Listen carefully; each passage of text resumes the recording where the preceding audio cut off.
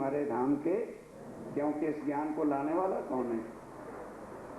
जो ज्ञान को लाने वाला वही तो सतगुरु है, वही सतगुरु है, वही धाम धनी है, वही प्राणनाथ, वही अक्षरार्थी। अब दोनों को सुधा ली। अक्षर ब्रह्म चौंक उठा, क्या कहता है? अरे मैं कौन? क्योंकि रास का श्रृंगार क्या था? सूथनी पहनी थी राज्य में और पटोली पहनी थी, यहां तक कमर में पटका था और बालों में चोटी। अब ये क्या सोचा, किशोर शुरू बना दिया, गाय को खड़ा कर दिया, चाट रही है और वो हमारे कृष्ण कन्हैया लाल बन गए। और पहनते गए धोती, रास में धोती पहनी कभी नहीं, चोटी गूंथी हुई है, क्योंकि घुंघराले बाल थे ना यहाँ तक। तो अब रास सलामते करनी तो कहीं अड़े नहीं, मुंह के सामने ना आ जाए, तो उसकी चोटी बिल्कुल ऐसे बहने प्रांदी करती हैं, बरांदी है, 3 फुमक भी है प्रांदी की। पढ़ो रास के ग्रंथ को, श्रृंगार पढ़ो। किसका श्रृंगार है? कृष्ण का नहीं, राज्य का श्रृंगार। तब होश आया कि ओहो, रास करने वाला कौन था। अब राज्य की शक्ति की वापस अक्षर चौंक उठा। तब होश आई कि ओहो, ये लीला मैं नहीं कर रहा था, ये लीला तो धाम के धनी कर। तब प्रार्थना के, हे मेरे धनी, ये वही लीला है मैं जिसको मांगता था कि मैं लीला देखूं। अब इतनी कृपा कर दो कि इस लीला को ज्यों का त्यों अखंड कर दो। उन्होंने कहा, भाई अक्षर ब्रह्म, ये तो तू मांग या ना मांग, ये लीला तो सदा, क्योंकि जो योग माया में हमने लीला कर दी वो मिट नहीं सकती। ये तन जो है करेगी, तू देखते रहना। कहने लगे, अच्छा राज्य महाराज, मांग तो आज लिया ही है, ये लीला तो बड़ी आनंदमयी है, पर ब्रिज वाली लीला भी, वो भी बड़ी अच्छी थी। वो भी, क्योंकि आप जमुना तट जाते थे, बंसुरी बजाते थे, बड़ा आनंद वाली लीला होती थी, बाल गोपालों की लीला होती थी, वो भी अखंड कर दो। कहने लगे, अब सुन ले, जीवों को अखंड तू कर सकता है। एक एक लिंक को पकड़ो, जीवों को अखंड तू कर सकता है। कहता जी कैसे करूं, मैंने तो कभी अखंड किया ही नहीं है। जिस तरह से मैंने, राज्य कह रहे हैं, आत्माओं को निकालकर योग माया में नए तन दिए हैं, इस तरह से उन जीवों को निकाल ले। तन तो मिट्टी हो गए, उन जीवों को निकाल करके योग माया के अव्यकृत में गोलोक के अंदर ले आने, तन दे दे और लीला शुरू हो जाएगी।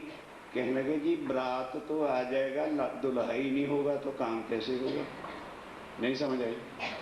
पहले तो कृष्ण मैं और सो जाओ, सुनेंगे चर्चा हम, और कल जाके फिर भूलते फिरेंगे। अक्षर कह रहा है, पहले कृष्ण तो मैं और आप बने हुए थे, अब कृष्ण कौन बने? क्योंकि मैं भी इधर और आप भी इधर। अब कृष्ण कोई बनेगा तभी तो ब्रज की लीला होगी। क्या लगे, वो भी मैंने इंतजाम कर रखा है। जीवों के साथ लीला कौन करेगा? विष्णु। बोलो बोलो बोलो, जीवों के साथ लीला कौन करेगा? ओ विष्णु भगवान को मैंने वादा कर रखा है कि तूने हमारे लिए तन धारण किया था, हम तुम्हें अभी अखंड उन्हें ले आए यहाँ, और 11 साल 52 दिन वाला बना दे, और वो बन जाएगा कृष्ण। कौन? बाल स्वरूप कौन है भाई? मुंह से तो कह दो। बाल स्वरूप कौन है? विष्णु। मानो अक्षरातीत कौन बना करता है? उसकी हम लीला सुनने जाते हैं। सुनो, मन नहीं, लेकिन अक्ल खोल लो। वो विष्णु की लीला है, आज भी अखंड है, अव्या। बस जैसे राज्य का हुक्म हुआ, सिर्फ ब्रिज, गोकुल और मथुरा के जो जीव थे वो गौलोक में, अगासुर भी, बगासुर भी, कंस भी, पूतना भी, वो अखंड करेंगे तो लीला होगी, नहीं तो लीला कैसे होगी। उनको अखंड कर दिया। अब विष्णु भगवान कृष्ण बन गए, बाल गौलोक में कौन है, बाल मुकुंद है, और रास में कौन है, बांके बिहारी। दोनों के अंदर राज्य का कुछ भी संबंध बाकी है ही। लीला हो रही, राज्य नहीं, परम धाम की आत्मा ने आ जाओ। अब ये तो हो गई अक्षर की लीला। अब आत्माएं सखियों का क्या, जब वो शक्ति खींची एकदम है, कृष्ण कन्हैया कहाँ चले गए, अभी उन्हें नहीं पता हमारे राज्य। अब देखा गाते बार कुछ ना कुछ नाटक करके गए, चुप्पे से राधिका जी के पास आ गए, कहने लगे राधिका गोपियों के साथ तो सदा लीला करते रहते हैं, आज तुम मेरे साथ चलो, मधुबन में चल के हम दोनों और रास की लीला करें, बहुत बढ़िया करेंगे, वो सबके लायक नहीं है।